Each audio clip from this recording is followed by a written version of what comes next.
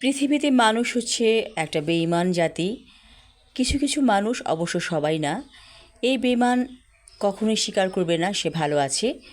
এই বেঈমানরা অন্যের কাছ থেকে স্বার্থ আদায় করে থাকে। যখন স্বার্থ শেষ হয়ে যায় তখন তারা উষ্টা মেরে চলে যায়। এরকম কিছু জাতি আছে, আমাদের আশেপাশেই আছে। বেঈমান জাতি বলা হয় এদেরকে। যখন তারা ক্ষমতা পায় তখন ক্ষমতার অপব্যবহার করে থাকে এবং ক্ষমতা যখন শেষ তখন তারা পালিয়ে যায়। সংসার জীবনেও এরকম বেঈমান জাতি আছে, অর্থাৎ বেঈমান মানুষ। এদের জন্য আপনি যত করবেন ততই তারা বলবে আমার জন্য কিছু করে নাই। আপনি আপনার কলিজা কেটে টুকরো টুকরো করে তরকারি রান্না করে তাদের সামনে যদি দেন তখন তারা বলবে তুমি আমাদের জন্য কি করেছো। এই বেঈমান ঘরে ঘরে আছে, সংসারে আছে, এবং এদের জন্য আপনি করে করে ক্লান্ত হয়ে যাবেন, তারপরও তারা কখনোই বলবে না যে আপনি তাদের জন্য কিছু করেছেন। এই হচ্ছে আমাদের সমাজের কিছু বেঈমানদের কথা বললাম। এরা আমাদের আশেপাশেই আছে এবং এরা এতটাই খারাপ মানুষ যে তাদের সংস্পর্শে আপনি এসে ধ্বংস হয়ে যাবেন, কারণ তারা আপনার ধ্বংস চাইছে। প্রতি মুহূর্তে আপনার ধ্বংস চাইছে এবং নিজেরাও ধ্বংস হচ্ছে, আপনাকেও ধ্বংস করছে। তো আপনি কি করবেন? এই বেঈমানদের কাছ থেকে আপনি কিভাবে পরিত্রাণ পাবেন? হয় আপনি তাদেরকে ছেড়ে চলে যাবেন, আর যদি আপনার চলে যাওয়ার কোনো রাস্তা না থাকে, অর্থাৎ অপশন না থাকে, তখন আপনি তাদের সাথে মানিয়ে চলতে বাধ্য হবেন। কারণ আপনি যখন মানিয়ে চলতে পারবেন না তখন তারা আরও ভয়ঙ্কর রূপ ধারণ করবে। আপনার জীবনটাকে এমনিতে তো বিষিয়ে দিয়েছে, আরও বিষিয়ে দিবে এই বেঈমান মানুষেরা। এরা সংসারে এমনভাবে থাকে যেন দেখে মনে হয় যে তাদের কোনো কাজকর্ম নেই, তারা অন্যের উপর নির্ভর করে জীবন পার করতে চায়।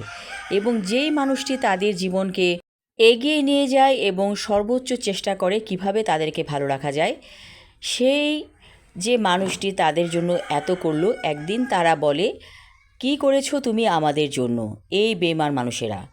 তো আপনার কিছু করার নাই। আমি আগেও বলেছি, এমন একটা পর্যায়ে আপনি আছেন, আপনি চলে যেতেও পারছেন না, আপনি থাকতে বাধ্য হচ্ছেন এদের কটু কথাগুলো শুনে শুনে।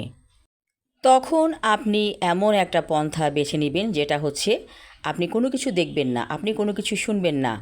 অনেকটা মৃত মানুষের মতো আপনি আছেন, সেরকম যদি আপনি থাকতে পারেন তাহলে আপনি সুখী হতে পারবেন। যাই হোক, অনেকটা ক্ষোভ থেকে, রাগ থেকে, দুঃখ থেকে এই কথাগুলো বললাম। যদিও আমি বারবার বলে থাকি রাগ, ক্ষোভ, ঘৃণা ত্যাগ করতে, কিন্তু আমরা তো মানুষ, আমাদের তো একটা সহ্যের সীমা আছে। রাগ, ক্ষোভ, ঘৃণা আমাদের এসেই পড়ে।